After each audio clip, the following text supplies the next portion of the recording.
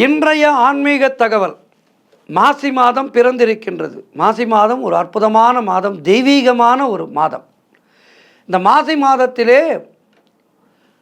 பௌர்ணமி திதி, மக நட்சத்திரம் ஆகிய மூன்றும் ஒன்று சேருகின்ற நல்ல நாள் மாசி மகம். இந்த ஸ்ரீவித்யா மார்க்கம் என்று சொல்வார்கள். அதாவது ஸ்ரீவித்யா உபாசனை. ஸ்ரீவித்யா உபாசனை செய்த அடியார்கள் எல்லாம் நல்ல ஒரு தேஜஸோடு இருப்பார்கள்.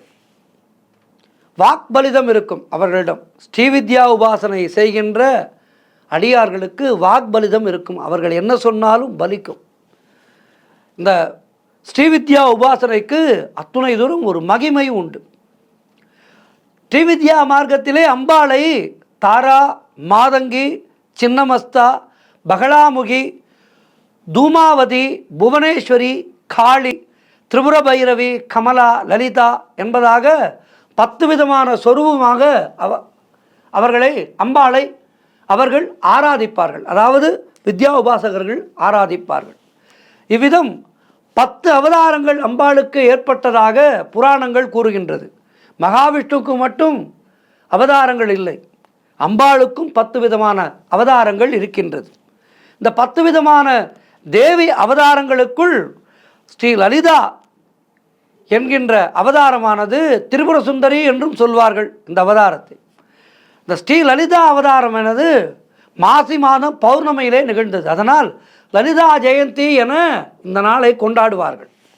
இந்த மாசி மகத்தன்று மாலை ஸ்ரீ லலிதா தேவியினுடைய விக்கிரகம் அல்லது படத்தை நன்கு அலங்கரித்து வைத்து ஸ்ரீ லலிதா அஷ்டோத்திரத்தால் அர்ச்சனை செய்து சர்க்கரை பொங்கல் நிவேதனம் செய்து பூஜை செய்து 9 சுவாசினிகள், அதாவது 9 சுமங்கலிகளை அழைத்து அவர்களுக்கு தாம்பூலம் கொடுத்து அவர்களையெல்லாம் அம்பாளுடைய வடிவமாக நினைத்து தாம்பூலம் தர வேண்டும்.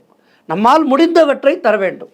ஒரு ரவிக்கை துணியாவது வைத்து தர வேண்டும். அப்படி தரும்போது இந்த சந்திர கிரணங்கள் உடலிலே படுமாறு அமர்ந்து கொண்டு சந்திரனுடைய பிம்பத்திலே லலிதா தேவியை தியானம் செய்து கொண்டு ஸ்ரீ லலிதா சகஸ்ரநாமத்தை பாராயணம் செய்வது என்பது சிறப்பான பலன்களை நமக்கு தரும். குறிப்பாக பெண்களுக்கு நல்ல சௌபாகியத்தையும் ஆயுளையும் ஆரோக்கியத்தையும் பாக்கியத்தையும் கொடுக்கின்ற அருமையான ஒரு பூஜை இந்த பூஜை. லலிதா சகஸ்ரநாமம் தெரியாதவர்கள் அபிராமி அந்தாதி போன்ற ஸ்தோத்திரங்களை சொல்லி அம்பாளை உபாசிக்கலாம். சமஸ்கிருதம் தெரிந்தால்தான் தேவி உபாசனை செய்ய வேண்டும் என்று அவசியமில்லை.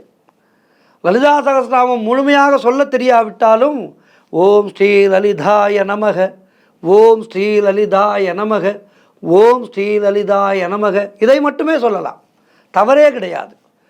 அப்படி இந்த பூஜையை செய்பவர்களுக்கு நல்ல ஒரு தீர்க்க சுமங்கலி யோகமும் நல்ல ஒரு தேஜஸும் நல்ல ஒரு அருமையான வாழ்க்கையும் சுகபோகமான வாழ்க்கையும் அமையும் என்பது சாஸ்திரத்திலே சொல்லப்பட்டிருக்கின்றது.